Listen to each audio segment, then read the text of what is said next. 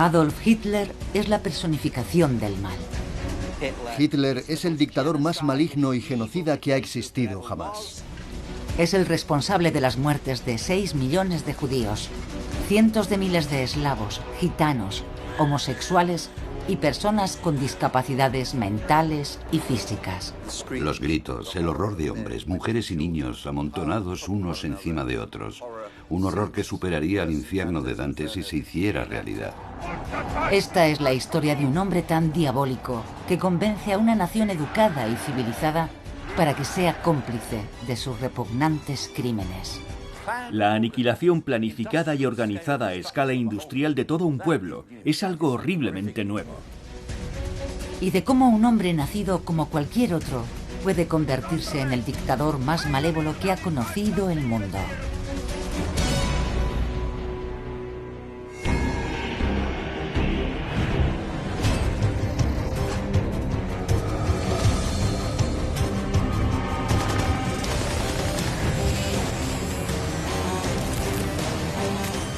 La evolución del mal. Capítulo 5. Hitler, el banco de pruebas del terror.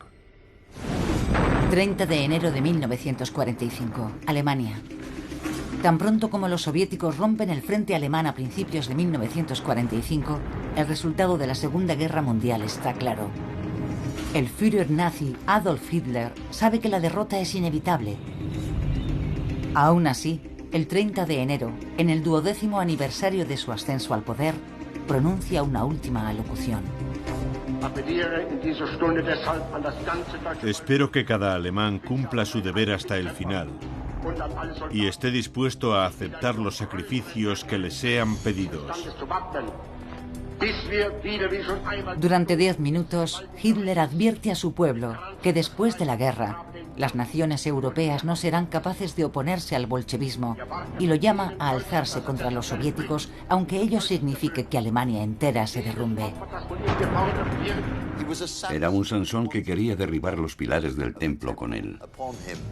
Para el Führer, él y el Estado alemán son uno.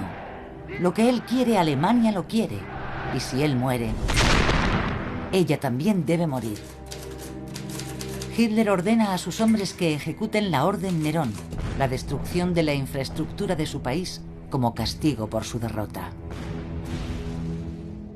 Pero el interrogante que sigue abierto a día de hoy no es por qué perdió la guerra este loco, sino cómo alguien con una visión tan perturbada consiguió llegar al poder.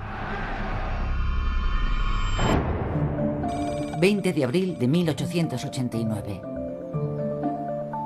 En un pequeño piso de Braunau am Inn, una localidad austríaca cerca de la frontera con Alemania, nace Adolf Hitler.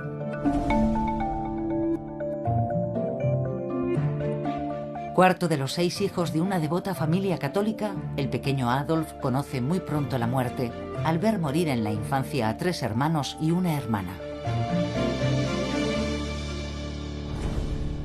Por otra parte está su padre, Alois. Era un hombre que volvía a casa después de beber y se ponía muy violento, muy agresivo. No dudaba en usar la vara. Azotaba a Hitler, inculcándole desde muy pronto que tener poder era bueno y que la fuerza y la brutalidad eran aliados de la dominación. Algunas palizas son tan violentas que su madre, Clara, se interpone entre padre e hijo para protegerlo de los golpes. De acuerdo con su médico, Eduard Bloch, era una mujer dedicada al cuidado de sus hijos, y aunque Adolf no era un niño mimado en el sentido literal, nunca he visto un apego tan grande. En 1900, Hitler se traslada a Linz, donde comienza la enseñanza secundaria y entra en contacto con una doctrina que le influirá durante toda su vida y le dará un propósito que hasta entonces no tenía. Tenía un profesor de historia llamado Leopold Potsch, que era un encendido defensor del nacionalismo alemán. Austria es parte de un vasto imperio con raíces antiguas. Entonces Alemania es un país muy joven creado en 1866. Los dos pueblos hablan el mismo idioma y empieza a aprender la idea radical de que los dos deberían ser uno solo. Combinaban el nacionalismo extremo y el patriotismo para hacer creer a la gente apasionadamente en su patria y sentirse parte de su comunidad racial.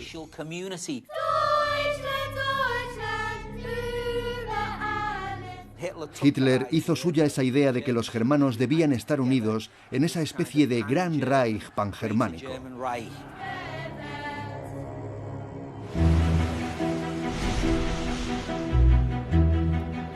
En 1907, con solo 16 años, Hitler deja la escuela y se dirige a la capital de Austria, Viena, una de las metrópolis de Europa. El joven Hitler lleva bajo el brazo un grueso paquete de dibujos y está empeñado en estudiar en la prestigiosa Academia de Bellas Artes de la ciudad. Se presentan más de 100 aspirantes, pero solo 28 serán elegidos. Presenta sus dibujos, los examinan y en las anotaciones que hicieron los examinadores dicen: dibujos aceptables, cabezas pobremente dibujadas, no tiene mucho talento, no se recomienda la admisión. Al rechazo se suma una profunda sensación de pérdida cuando su madre, Clara, muere de un cáncer. Y entonces llega el golpe final. Vuelve a ser rechazado por la Academia. El segundo rechazo es el más demoledor porque ya no puede volver a presentarse. Hitler se hunde en una profunda depresión. No hace ningún esfuerzo por encontrar trabajo y engrosa la multitud de los desempleados. Finalmente acaba en un hostal para indigentes, una experiencia que le afectará brutalmente para siempre. Debo a aquel periodo haberme endurecido y sigo siendo capaz de ser duro.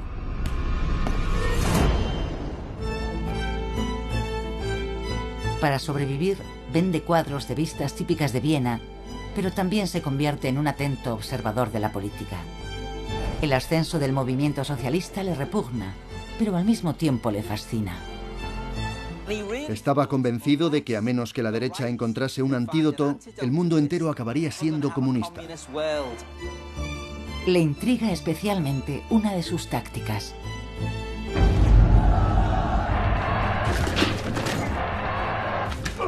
Lo que sí le influyó fue la forma en que los socialistas empleaban la violencia en las calles para hacer llegar sus mensajes con claridad.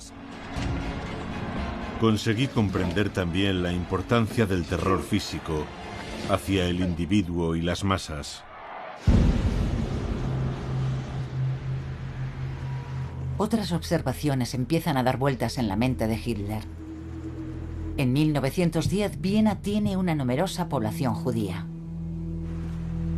En la ciudad viven más de 175.000 judíos y Hitler empieza a aborrecerlos.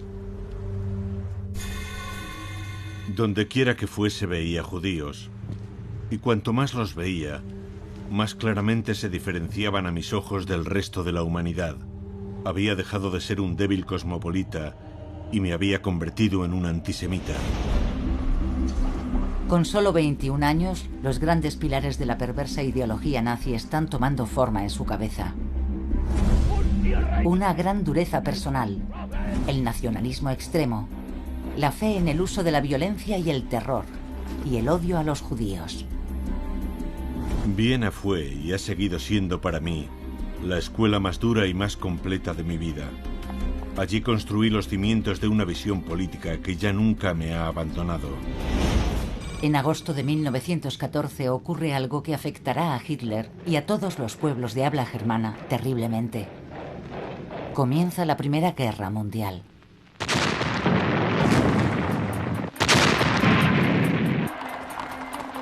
Con 25 años, aparentemente se une a la multitud enfervorecida el primer día de la guerra.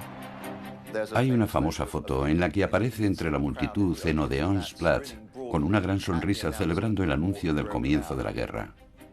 Sonríe porque está convencido de que Alemania puede dominar toda Europa y él quiere formar parte de eso.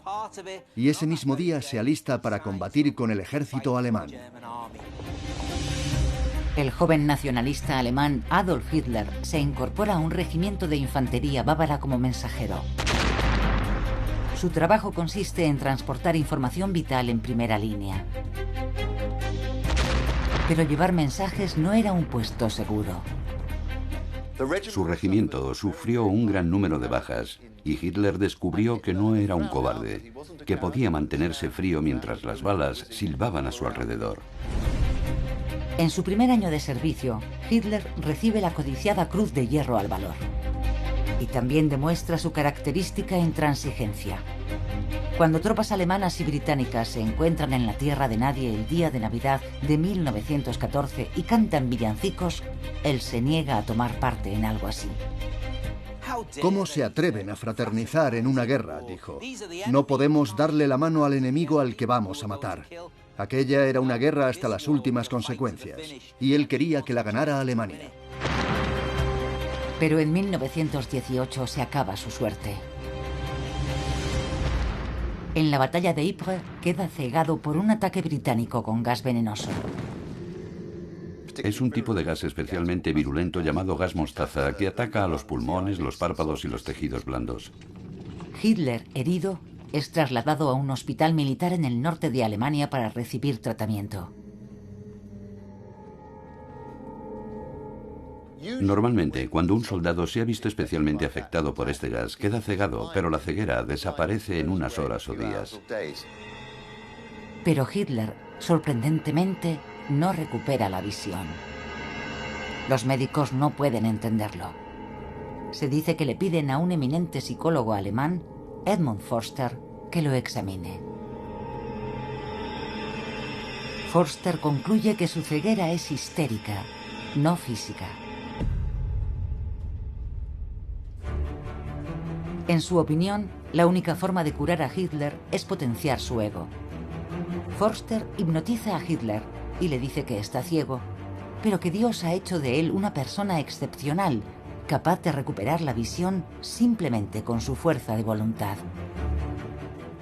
Hitler se convenció de que, a pesar de ser un simple cabo de origen humilde, era un ser especial y que había sido elegido por el destino para tener un papel crucial en la historia. Forster supuestamente dice a Hitler que él es el hombre que puede volver a hacer grande a Alemania. Y es un mensaje que queda grabado en el corazón de Hitler. Él no es como el resto de los hombres. Entonces Forster pone una vela delante de los ojos de Hitler y le dice que si puede ver la llama, está curado. El juego psicológico funciona. Hitler recupera la visión, completamente convencido de que le ha señalado el destino. Noviembre de 1918. La noticia del fin de la Primera Guerra Mundial es un golpe demoledor para el cabo Adolf Hitler. Se dice que un pastor tembloroso entró y le dijo que la guerra había terminado, que Alemania se había rendido.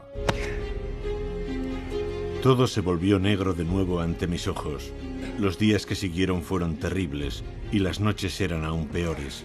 Durante aquellas noches creció en mí el odio por los responsables de la derrota. Convencido de que es el elegido del destino, Hitler se hace una promesa.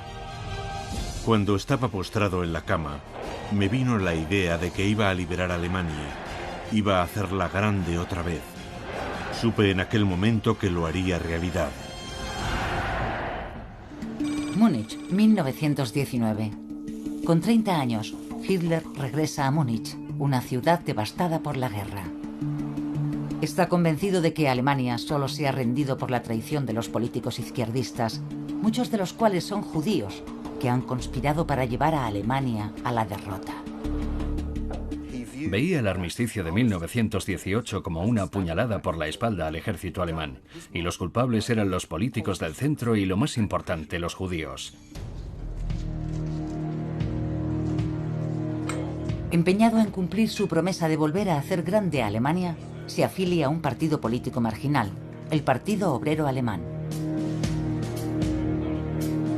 No tienen representación en el Parlamento y apenas unos cientos de afiliados, pero convocan actos entusiastas en cervecerías.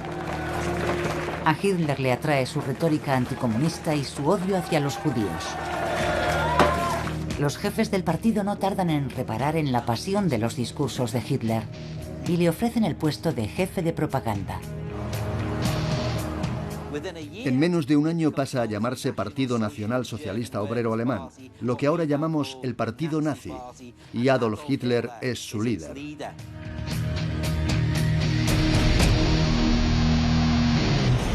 ...28 de julio de 1921... Una vez al mando, Hitler empieza a aplicar una de las lecciones que aprendió en Viena. La violencia funciona. Crea una organización paramilitar formada sobre todo por exsoldados descontentos como él. Son los llamados camisas pardas o SA, la sección de asalto. Los paramilitares nazis estaban dispuestos a cometer actos de violencia e incluso asesinatos. Y esto coincidía en gran medida con la filosofía de Hitler del uso de la fuerza y la violencia. En esta fase el objetivo de Hitler es tomar el poder por la fuerza, no mediante elecciones. Y en 1923 planea un golpe de Estado. Su inspiración llega de Italia. Hitler admira especialmente el ascenso de un nuevo movimiento popular derechista, el de los fascistas, con Benito Mussolini al frente. Mussolini, aquel hombre pretencioso con la cabeza afeitada. Todo el mundo conocía a Mussolini y al partido fascista.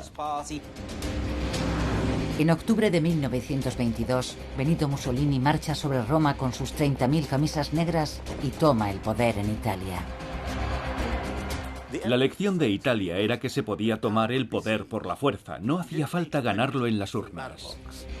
Hitler decide hacer lo mismo. 8 de noviembre de 1923, Múnich, Alemania. Con sus 600 camisas pardas, irrumpe en la cervecería muniquesa donde el primer ministro del Estado, Gustav von Kahr, preside una reunión. Según entra en el salón, hace un disparo al aire y declara la revolución nacional. A continuación salen a las calles de Múnich dispuestos a tomar el poder. Pero la policía estatal ha sido alertada y abre fuego.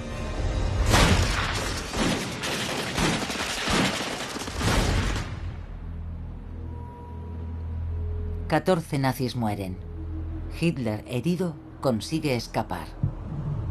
Pero 3 días después es detenido y condenado a 5 años por traición. Parece el fin de su carrera.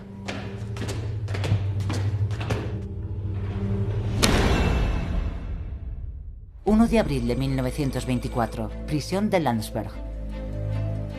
Pero la cárcel resulta ser un periodo de reflexión para el futuro Führer. Es la posibilidad de convertir sus puntos de vista extremistas en algo que se asemeje a un programa político coherente. Con la ayuda de su camarada Rudolf Hess, que transcribe sus palabras, escribe un libro que será leído en todo el mundo. Mi lucha. Es la propuesta de Hitler de un nuevo orden mundial. Mi lucha, el libro seminal del movimiento nazi de Hitler en particular, una mezcla de autobiografía y manifiesto político. Es el documento clave, ya que están ahí todas sus ideas. Hitler afirma que Alemania es una nación racialmente superior. Es una idea que se basa en una versión pervertida del concepto de la supervivencia del más fuerte de Charles Darwin. Declara que todos los verdaderos alemanes pertenecen a una raza cuya sangre es más pura que la de los demás pueblos, la raza aria. La prueba de la superioridad de los arios sería su capacidad para someter a otros pueblos. En realidad, identificaba la idea de la raza aria con los alemanes modernos. Se suponía que tenían unas características físicas especiales, como el pelo rubio, los ojos azules, eran altos y varoniles. La naturaleza no conoce límites políticos. Pone a seres vivos en el mundo y observa el juego de fuerzas en libertad. El más fuerte debe dominar al más débil y no mezclarse con él, sacrificando su propia grandeza. Eran el pueblo que iba a ser la raza maestra de la Alemania nazi, y los demás estarían más abajo en la pirámide, y que Dios te ayudara si estabas abajo del todo.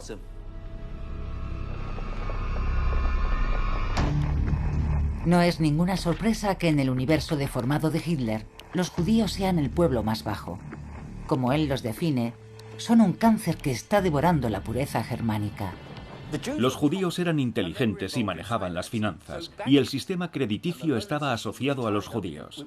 Era muy fácil que una nación en quiebra, monetaria e intelectual, señalara a los judíos como los obvios responsables. La personificación del diablo como símbolo de todo mal asume la forma viviente del judío. Denuncia a los judíos como los agentes de la caída de Alemania, como un enemigo inherentemente corrupto que debe ser destruido, que debe ser eliminado. El antisemitismo no es nada nuevo en Alemania y Austria, pero Hitler lleva su extremismo al límite. Ya a principios de 1920, escribe explícitamente sobre su deseo de borrar a los judíos de la faz de la tierra.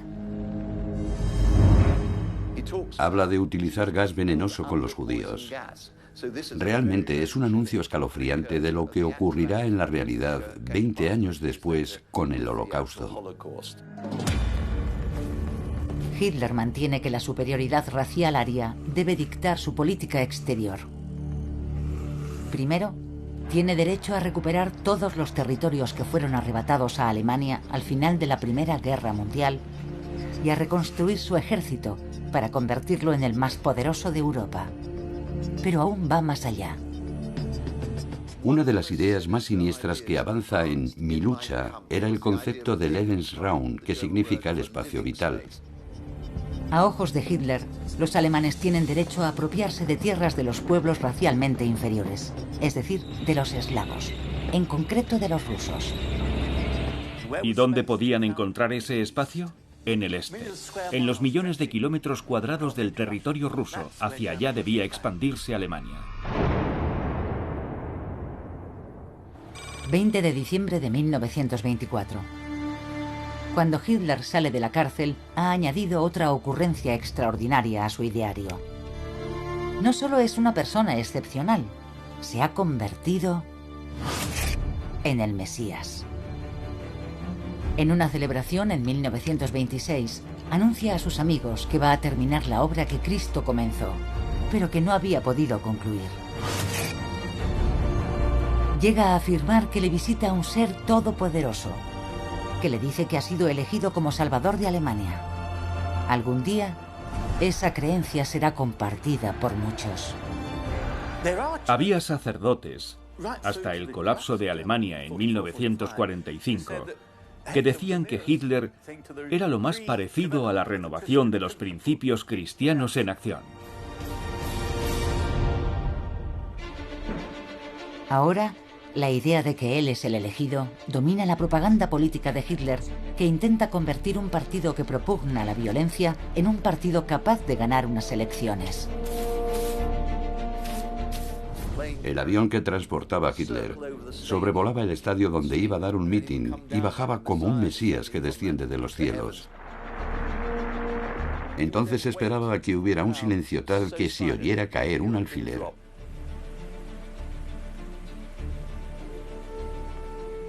El sexto Congreso del Movimiento llega a su fin.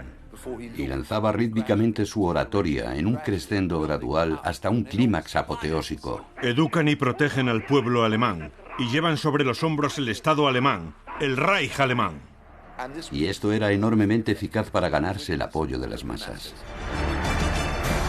Lentamente empieza a funcionar. Los nazis se convierten en una de las mayores fuerzas parlamentarias.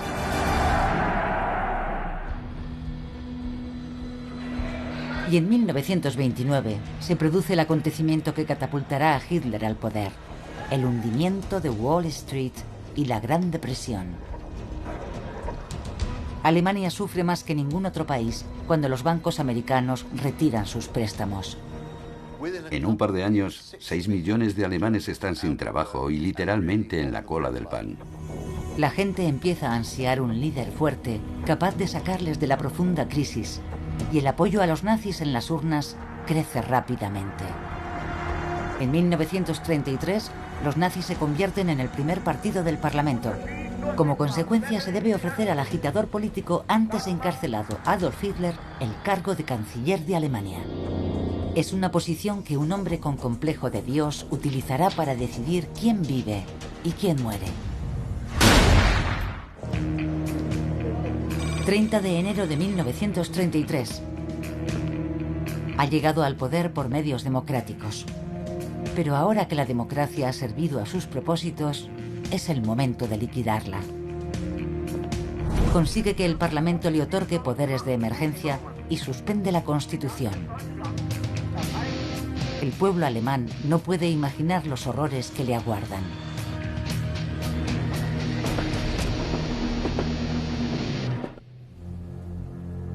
Primero pone en marcha sus planes para promover la raza maestra germánica.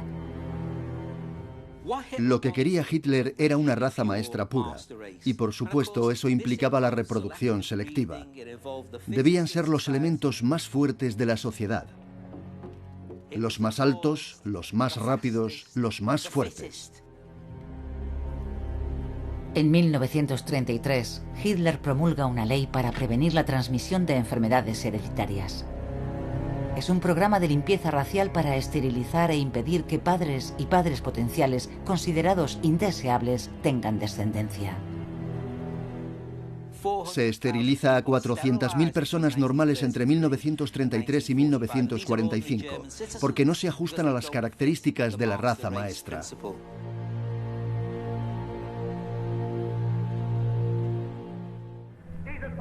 A continuación proclama que el partido nazi es el único partido político permitido en Alemania. Y deja las manos libres a sus camisas pardas. 4.000 políticos y simpatizantes comunistas son apaleados, encarcelados o asesinados en una acción que los destruye como fuerza política.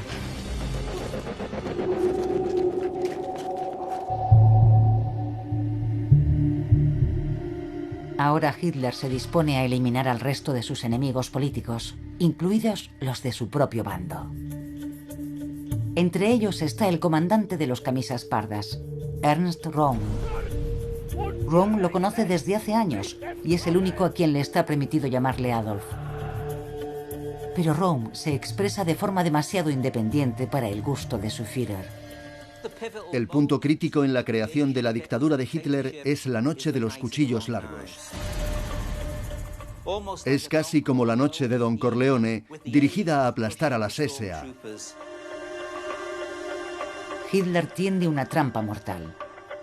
Convoca al núcleo de los altos mandos de las SA a una reunión en la apacible ciudad balneario de Bad Weisse, en el sur de Alemania. 30 de junio de 1934.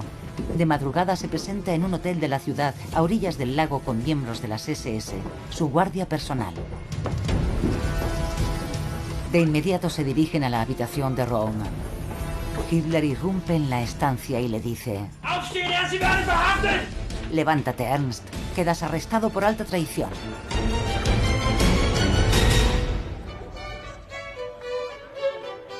Al día siguiente está de vuelta en Berlín y ofrece una recepción en los jardines de la Cancillería a su gabinete y sus familias, como si no ocurriera nada.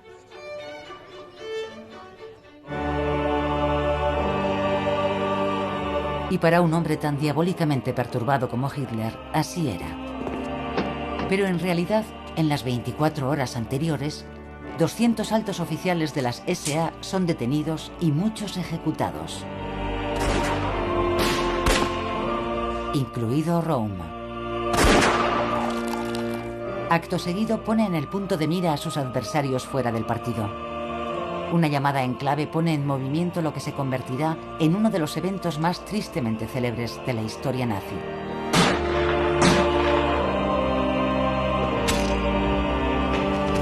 Hitler elimina a miembros incómodos de la Iglesia y a todos sus enemigos políticos.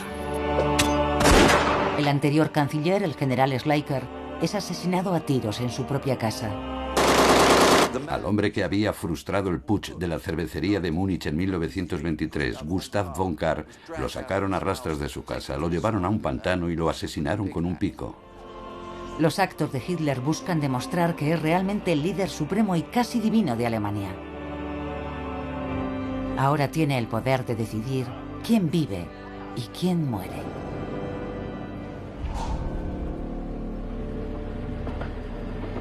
Tras eliminar toda oposición posible, puede pasar a la siguiente fase de la revolución que había planteado en Mi lucha: la eliminación de los judíos. En la celebración anual del partido, celebrada en Nuremberg en 1935, los nazis promulgan nuevas leyes. El matrimonio entre alemanes y judíos queda prohibido. Los judíos son despojados de la ciudadanía y de sus derechos civiles. Después se obligó a los judíos a llevar la famosa estrella amarilla, y grupos amenazadores y brutales de camisas pardas se ponían delante de las tiendas con carteles que decían: no compréis a los judíos. 9 de noviembre de 1938. 3 años después, Hitler da un paso más. Las SA desatan su particular versión del terror por toda Alemania y Austria. Lo llaman la noche de los cristales rotos o Kristallnacht. 1000 sinagogas son incendiadas y 7000 negocios judíos destruidos. Se atacaba a los judíos. Muchos fueron asesinados. Les marcaban la piel con esvásticas. 30.000 judíos son detenidos y enviados a campos de concentración, donde la mayoría de ellos perecerán. Por primera vez, el pueblo alemán puede ver lo que significa realmente el antisemitismo de Hitler. 250.000 judíos huyen del país, pero quedan dentro más de 200.000.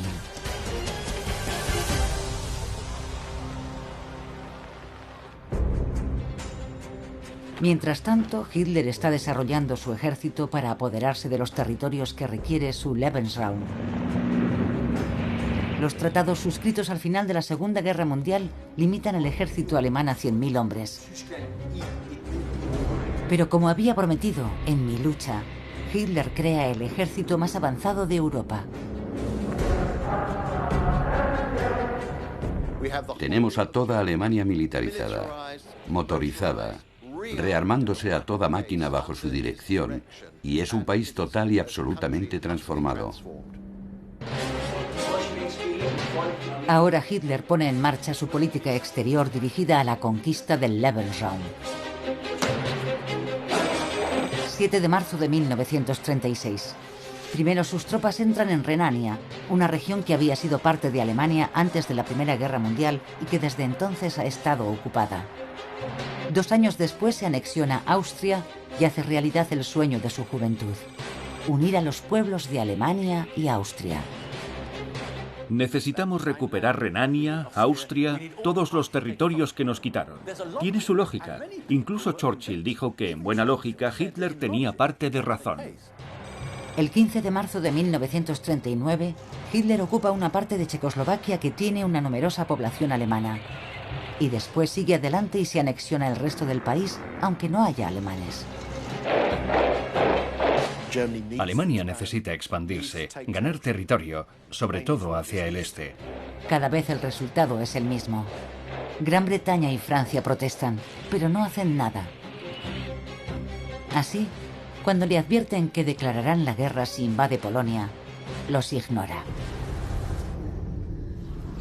1 de septiembre de 1939. Hitler ataca Polonia. Comienza la Segunda Guerra Mundial.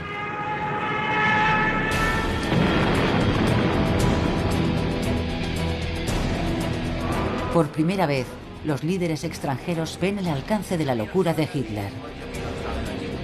Jamás un ejército invasor había atacado a la población civil tan directa y salvajemente. Como Hitler mismo dijo, esta es una guerra de aniquilación racial. Destruye todo lo que se le cruza, así que tanto los civiles como los militares podían ser destruidos. Los crímenes del ejército alemán son tan horrendos que en aquel momento no tienen nombre. Más adelante serán llamados crímenes contra la humanidad. Decenas de miles de polacos son ejecutados y en 6 semanas Polonia ha sido sometida.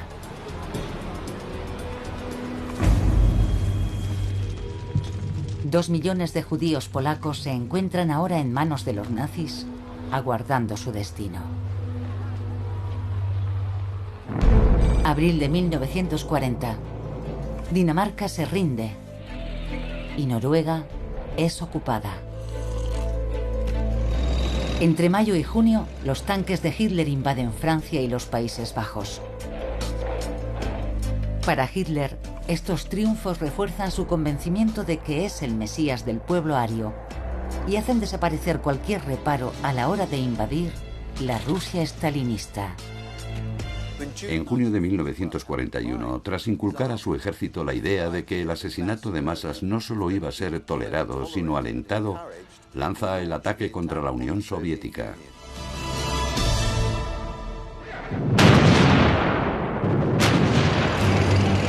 El Führer concibe esta invasión como el último esfuerzo por establecer el Lebensraum, el espacio vital para Alemania que prometió en Mi lucha. Y ordena a sus tropas que ignoren las reglas de la guerra. Dado que los eslavos son racialmente inferiores a los arios, no debe haber piedad con ellos. Los prisioneros de guerra soviéticos son enviados a campos de concentración, donde 2,6 millones perecen de hambre. Y otro medio millón mueren asesinados. Pero a pesar de todo, la perversidad de Adolf Hitler aún puede llegar mucho más lejos. Julio de 1941. Sus ejércitos han invadido Polonia y varios países soviéticos en los que viven millones de judíos. Ahora, finalmente, puede poner en práctica la más maligna de sus ideas racistas, que los judíos son un cáncer que se debe erradicar. En la lucha por ese ideal perverso de Hitler de la perfección física y mental, todos aquellos considerados indignos de ser ciudadanos del nuevo Reich eran sacrificados.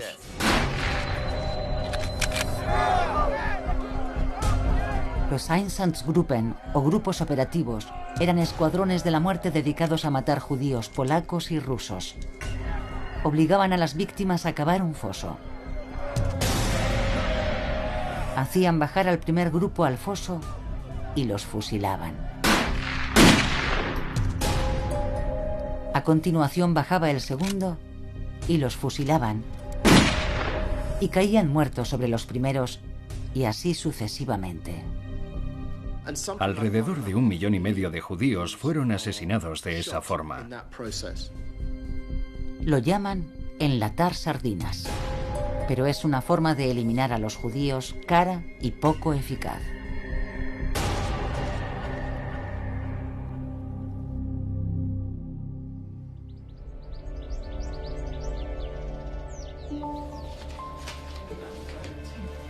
En el mayor secreto, los verdugos de Hitler están experimentando con otros sistemas de asesinato en masa. A modo de precursora de lo que será la solución final, el plan de Hitler para la aniquilación de todos los judíos de Europa, los nazis ponen en marcha una campaña secreta de eutanasia para eliminar a niños discapacitados.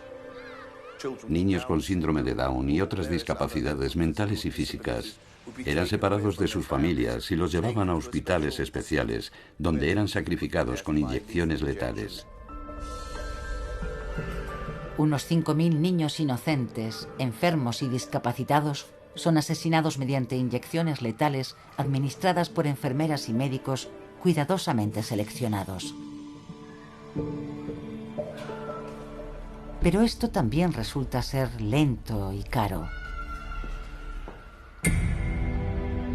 Se crea un departamento secreto conocido como T4 para encontrar la forma de matar al mayor número de gente posible rápida y discretamente. Se hacen pruebas con gas venenoso de monóxido de carbono en salas de duchas, donde son eliminados otros 70.000 hombres, mujeres y niños física o mentalmente discapacitados.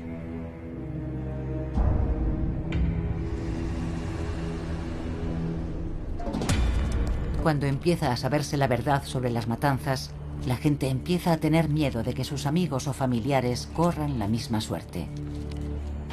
La eutanasia fue mucho más allá de lo que se había planeado originalmente, tanto que al saberlo muchos alemanes empezaron a protestar, y Hitler retiró el programa a finales de 1941, al darse cuenta de que había ido más allá de lo que su pueblo podía aceptar. Sus protestas indican al Führer que los alemanes no quieren ver asesinatos en masa. Las futuras matanzas tendrán que ejecutarse discretamente y fuera de Alemania, y él no debe aparecer asociado con ellas de ningún modo. Estas lecciones definen cómo eliminará Hitler a los judíos. Se da cuenta de que para seguir adelante con su plan de exterminio, debe engañar a su pueblo y aparecer como un líder amable y solícito.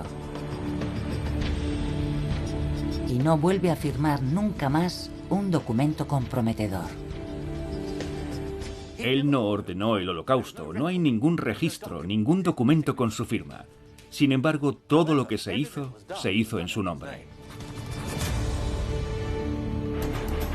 Así, en nombre de Adolf Hitler, nace la solución final: la aniquilación de todos los judíos de Europa.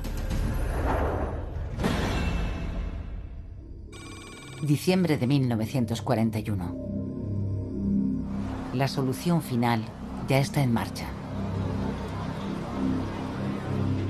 Se construye una red de campos de exterminio en Polonia. Nombres como Belzec, Sobibor, Treblinka, Majdanek y Auschwitz representan la culminación de sus diabólicas teorías raciales. Judíos de toda Europa son detenidos y transportados a los campos.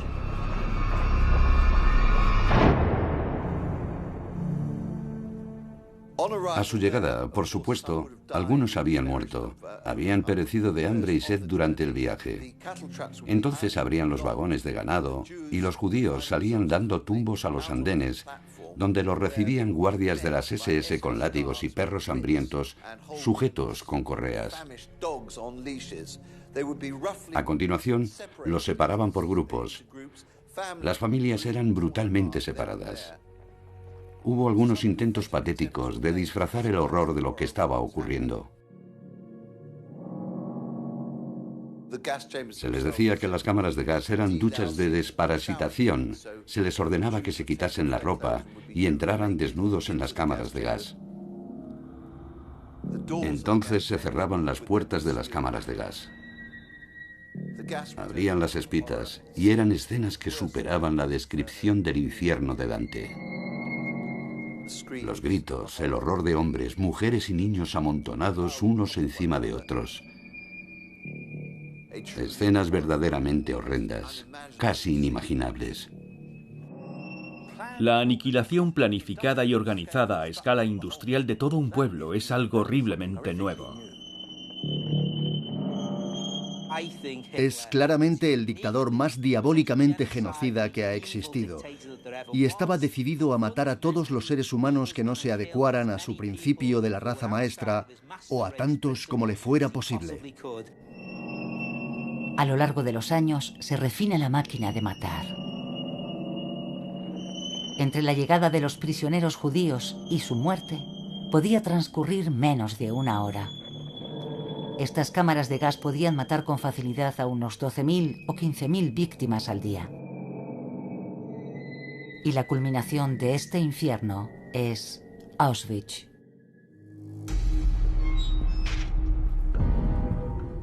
Auschwitz-Birkenau es el campo más famoso de este periodo. Está en el sur de Polonia. Se construyen 6 campos de exterminio, todos en la Polonia ocupada, expresamente diseñados para el sacrificio en masa de seres humanos. Solo sirven para matar. No son campos de trabajo, ni se utiliza mano de obra esclava, son pura y simplemente campos de muerte.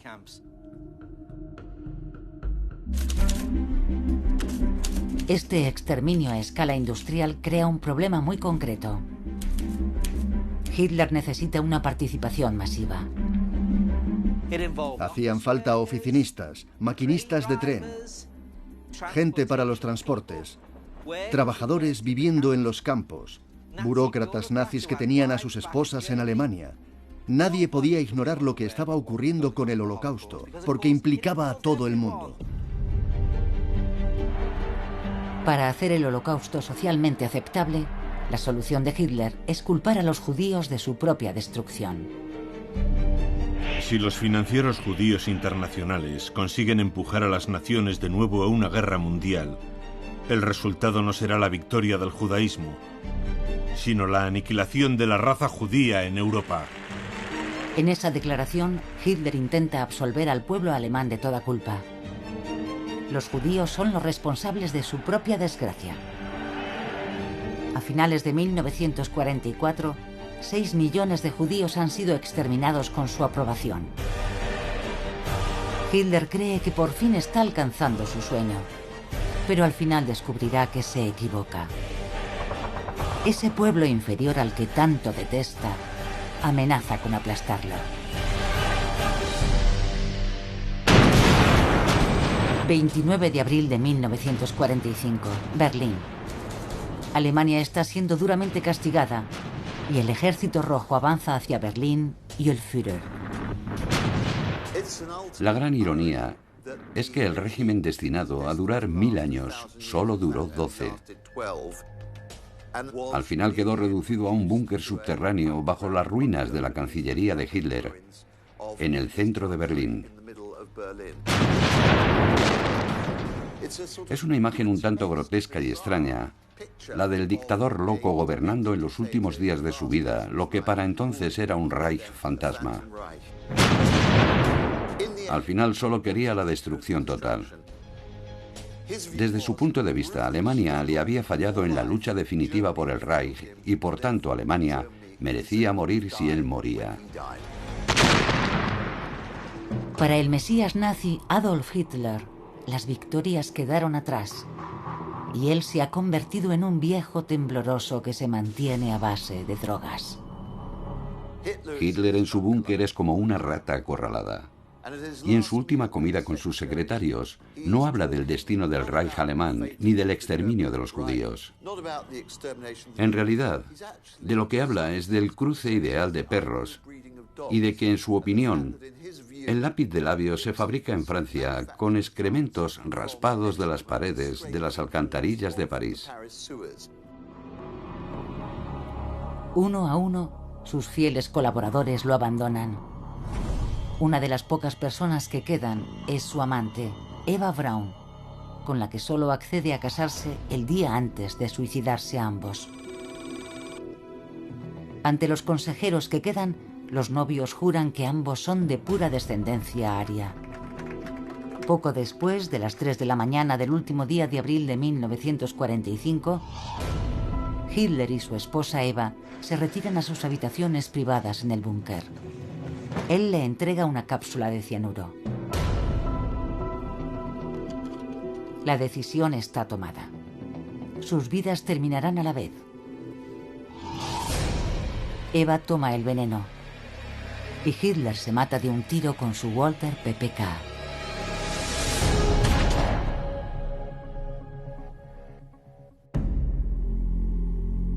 Así termina la vida del dictador más sangriento que ha conocido el mundo. Apenas una semana después, el 8 de mayo de 1945, Alemania se rinde. La guerra de Hitler es la más sangrienta de la historia del mundo. Y con el descubrimiento de sus campos de exterminio, el mundo entero comprende la verdadera naturaleza de su régimen. Hitler fue algo completamente único y diferente en la historia. Fue el hombre que introdujo la limpieza étnica y el asesinato en la política de la guerra. La mayor prueba de lo equivocado que estaba es la Alemania moderna. Hoy en día es un país estable, democrático, multicultural y tolerante. Todo aquello que Hitler habría odiado.